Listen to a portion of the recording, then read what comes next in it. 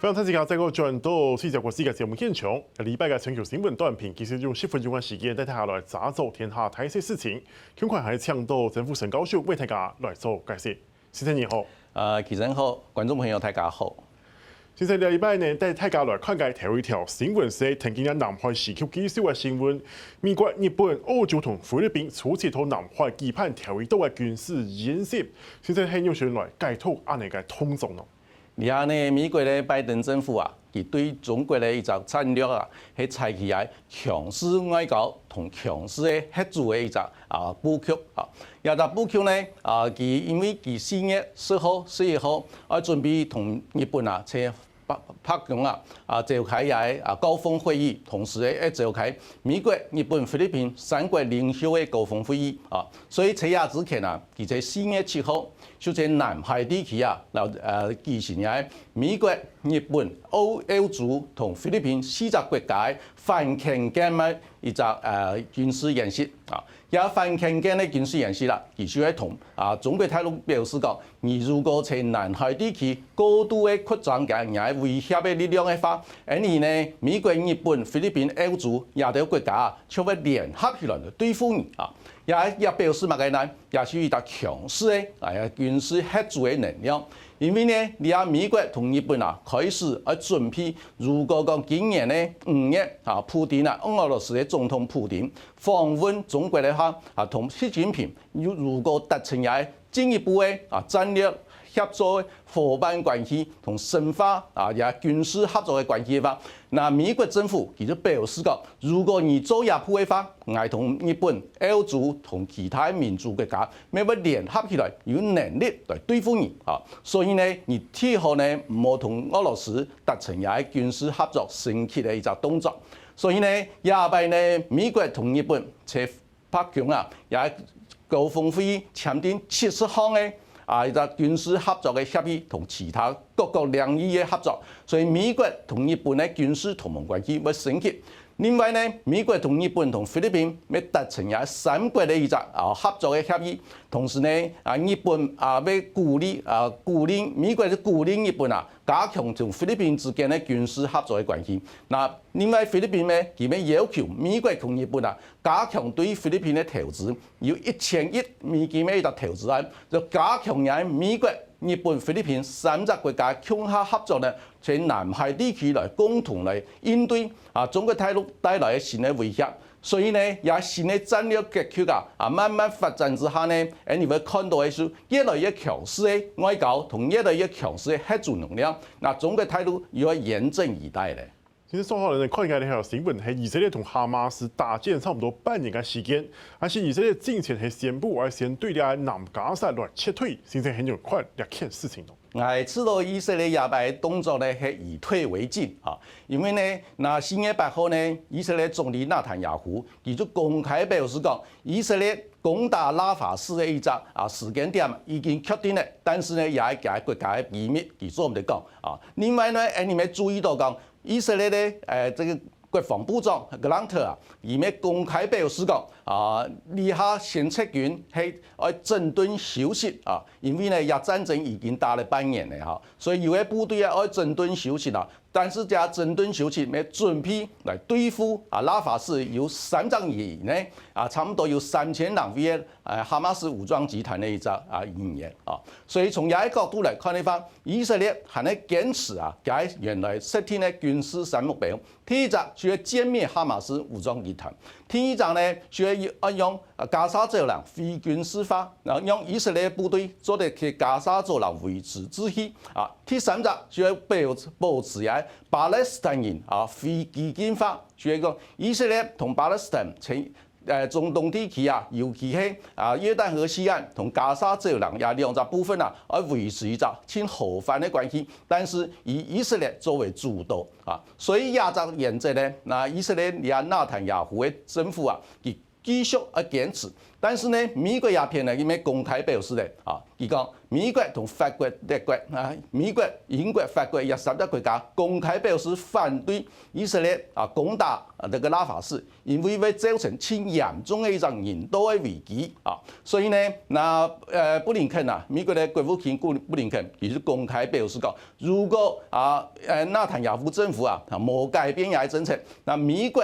政策就會改變。那美國呢你仍然堅持講要保護以色列的自衛權，因為呢，以色列同伊朗之間的軍事衝突嘅可能性越來越高以色列對付伊朗這個轟炸事件讓伊朗公開表示講，佢會採取報復嘅行動。但是伊朗放出一個消息講，如果以色列停止攻打拉法市，那伊朗的報復行動咪會停止。所以呢，千複雜一個結構，你就講下個禮拜會係千關鍵的一點。如果中東地區爆發更嚴重的衝突嘅話，那全世界油價就會高會漲錢到，大家需要有心理上嘅準備咧。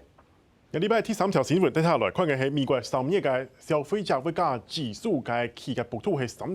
3.5%多，當然係冇到幾嘅理想，咪可能會影響到聯準會嘅形勢，大家咪有安尼嘅效力。先生係要出來觀察咯。美國聯準會愛升息或者是降息的也冇人知嘅因為呢也幾個情勢嘅判斷美國聯準會嘅主席佢有很強嘅一個研究團隊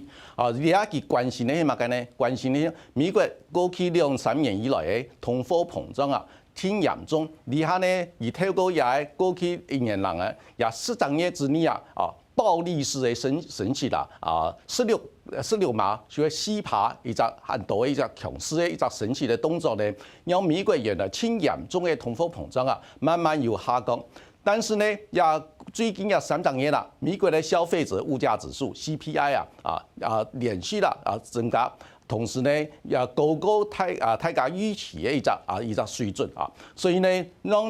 美國嘅聯準會嘅主席佢冇也信心講採取也降息嘅動作來刺激經濟嘅發展，因為呢，你有一個很重要一個指標，就係如果個美國嘅經濟開始衰退嘅話，也表示乜嘅呢？就係失業率會開始增加。但是呢，最近3個月來看嘅話，美國嘅失業率係呢喺3.5%左右，也挺好一個水準，也代表講美國你下幾個經濟嘅情勢係呢挺健康嘅不過呢，你下因為美國你下進入總統大選嘅政治上挺敏感嘅一個期間美國嘅前任嘅總統川普佢籌備時公開表示講拜登政府實在一個挺糟糕嘅、挺差勁嘅一個政府因為呢通貨膨脹仍然冇辦法來控制，所以呢頭擺升息嘅功能可以講咧冇效果，所以因為呢佢批評拜登政府領導力有問題但是呢拜登政府佢不甘示弱佢公開表示講美國準備降息啦，會降息，但是呢會延緩1-2月所以這個消息一出來對整個金融市場有新的一個動態一個影響不過呢，最後美國聯準會降息或者是會升息，還是要看下通貨膨脹的一個變化，同時呢要考慮到美國總統對美國總統大選的結果影響的程度所以呢，你還要慢慢來觀察。這邊能看到嘅係馬斯第一擺嘅見面韓國呢馬英九同習近平面前呢講出舊年向息一種國標，甚至係無聲音講出中華民國安尼嘅講法。現在有人觀察咧，馬斯第一度嘅會面對了未來兩岸甚至係台灣中關係嘅影響咯。你下呢，你大家全部清楚維持台海地區和平穩定的現狀係美中台3方面最大嘅公約數所以呢兩岸之間有交流也係好事情，你樂見其成。但是呢，要交流嘅過程底部呢幾個重要嘅原則還是要把握住同時呢，你注意到呢，你下雖然講台海地區嘅和平穩定嘅現狀係最大公約數，但是呢，美國同中國之間嘅戰略競爭合作面仍然是勝於競爭面，競爭面越來越嚴重嘅狀況之下話，那個和平穩定嘅現狀要維持沒按簡單嘅事情同時呢，兩岸之間呢有主權嘅一個堅持，你堅持你係中華民國。嘅國家，態度改變，佢講佢係中華人民共和國，所以也主權的僵持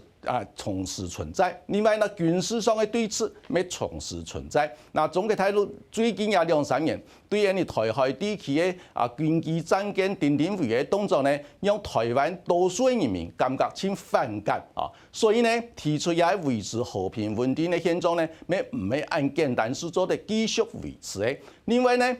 中華民國同美國之間沒有結構性的矛盾啊。美國講支持維持台海地區和平穩定的現狀，支持你中華民國台灣。但是呢，美國佢咪唔認同你中華民國恢復正式的外交關係啊！所以呢，有3方面全部有結構性的矛盾存在啊！所以呢，但是呢，有複雜的一個結構裏面，大家最重要要考慮到係乜嘅？就係和平相處啊，冇有戰爭爆發。也戰爭爆發呢，就3方面全部屬於一個結構啊！所以3方面你係兩頭人，全部有也係共識講，避免有戰爭爆發的一個悲劇啊！所以呢，交流係好事情啊，維持一個建設性的對話同溝通呢，需要兩邊的政府的機構能做得來恢復